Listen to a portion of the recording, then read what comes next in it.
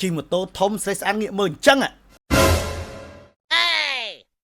ngúng và cùng một ôn từng ở kia bà ngày nay krom nhảy cha bao giờ cứ chập đam thưa đồng nào tới ấy bà này cứ chi ôn rong bà hay này cứ chi tô bà sơ sôn pearl bà riêng sập hiệp tới giờ để sai chi sport mà cho room cho mỗi chị ấy na nè ngài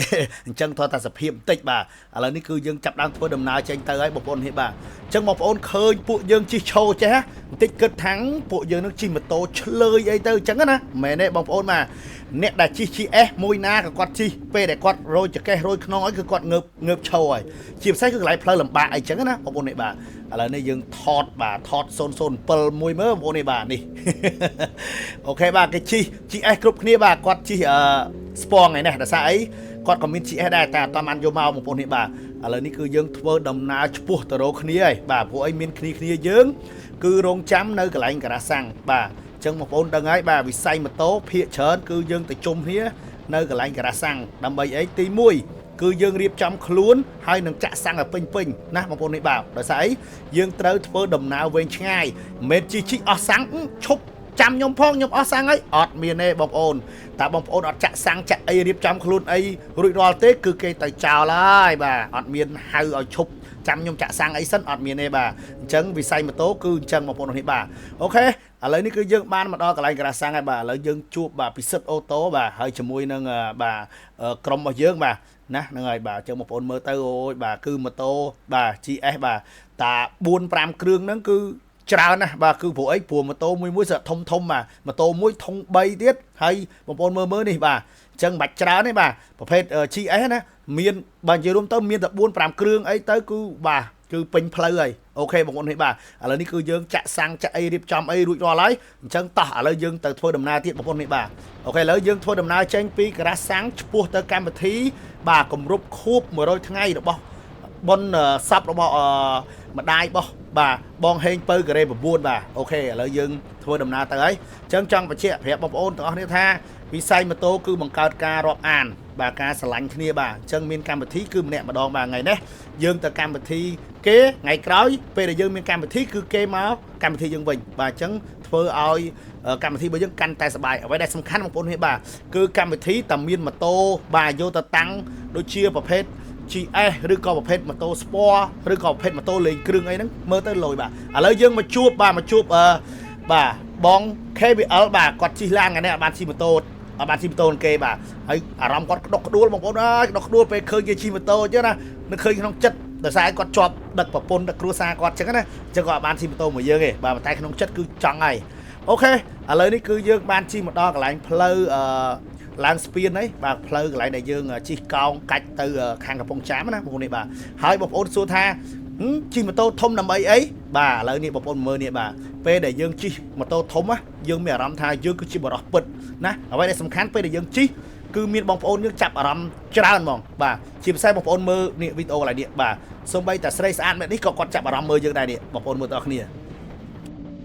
វ៉ាវ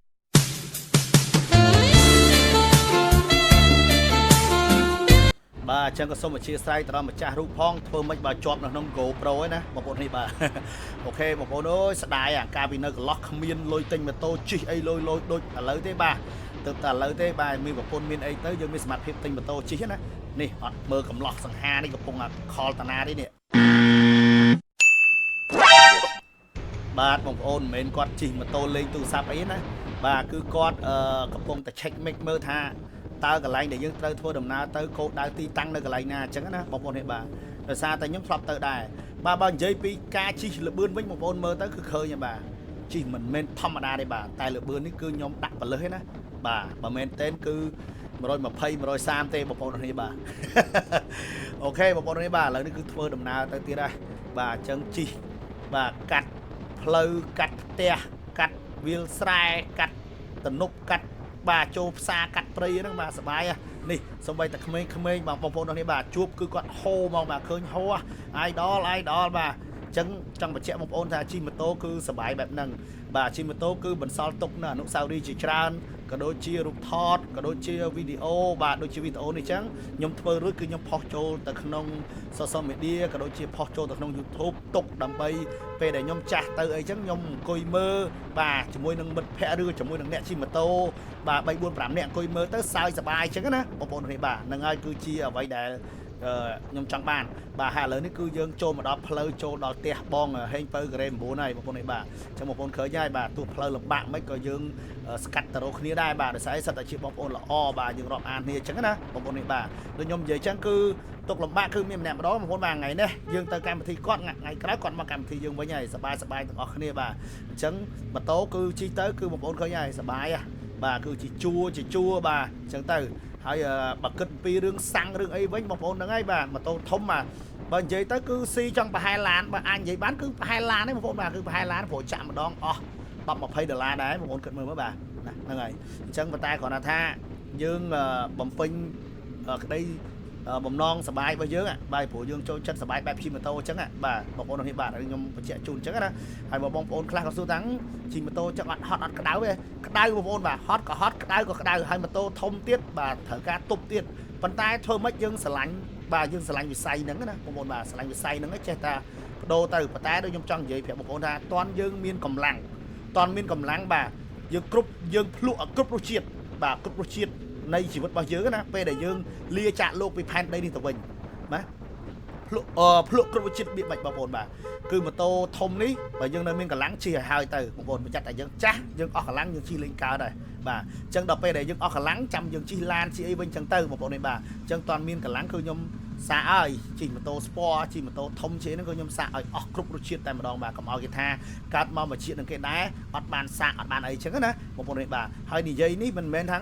ធ្វើម៉េចបងឯងមានលុយមិនមែនទេបងប្អូនបាទលុយគឺបានមកពីការរកពីការខំប្រឹងបាទមិនមែនសុកយើងបានមកទេអញ្ចឹងខ្ញុំបញ្ជាក់ជូនបងប្អូនអញ្ចឹងអូខេឥឡូវយើងមកដល់កន្លែងហើយបាទអញ្ចឹងយើងត្រៀបជួលម៉ូតូបាទហើយយើងនាំគ្នាបាទញ៉ាំអាហារបាទកន្លែងរោងបុណ្យហ្នឹងបាទ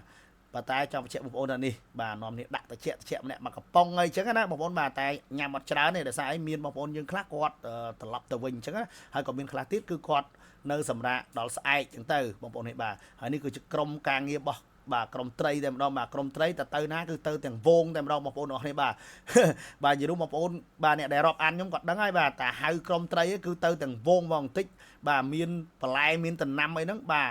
គឺបេះខ្ទេចបេះទាំងស្លឹកបេះទាំងអីហ្នឹងគឺខ្ទេចតែហៅក្រុមត្រីទៅគឺគ្មានសល់ទេអូខេឥឡូវយើងធ្វើត្រឡប់មកវិញហើយបាទខ្ញុំវិលត្រឡប់មកវិញហើយវិលត្រឡប់មកវិញគឺវិលតែពីម៉ូតូទេបាទដោយសារអីអ្នកខ្លះគាត់ជិះឡានអញ្ចឹងណាហើយកន្លែងនេះខ្ញុំកំពុងសញ្ញោឲ្យ007ហ្នឹងជិះឲ្យកោងអញ្ចឹងជិះឲ្យលយណាប៉ុន្តែមានឡានបងប្អូនបាទដល់មានឡានអត់ហ៊ានជិះកោងជិះយឺតវិញអូខេអរគុណបងប្អូនទាំងអស់គ្នាអញ្ចឹងនេះគឺជាដល់វីដេអូបញ្ចប់ហើយបាទអញ្ចឹងខ្ញុំបានធ្វើដំណើរត្រឡប់មកដល់គេហដ្ឋានវិញដោយសុវត្ថិភាពបាទដោយសារអីដល់គេហដ្ឋានហ្នឹងបានបញ្ចូលសលេងឲ្យបងប្អូនបានស្ដាប់ហ្នឹងអូខេបងប្អូនអរគុណអញ្ចឹងបងប្អូនដែលស្រឡាញ់វិស័យនេះបងប្អូនកុំភ្លេចជួយ like ជួយ share បាទដើម្បីយល់ដឹងអំពីការជិះម៉ូតូក៏ដូចជាវិស័យម៉ូតូឲ្យបានកាន់តែច្បាស់អរគុណច្រើនបងប្អូនទាំងអស់គ្នាបាទរំហ៊ុននិងមជ្ឈមណ្ឌលត្រីក្រហមអ្នកជំនាញព្យាបាលមុខកើតមុន